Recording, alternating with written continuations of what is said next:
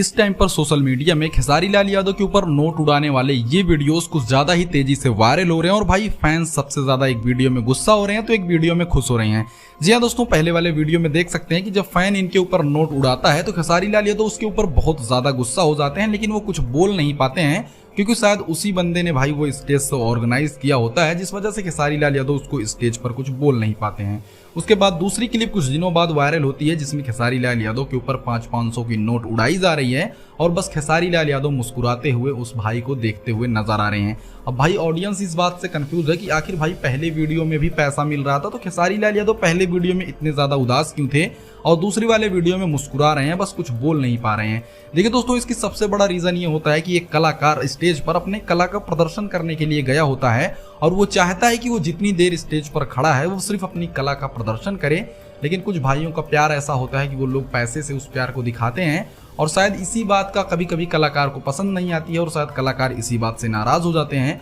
वैसे दोस्तों, आपको क्या लगता है खेसारी लाल के साथ स्टेज पर सही हुआ या गलत, हमको कमेंट जरूर कीजिएगा।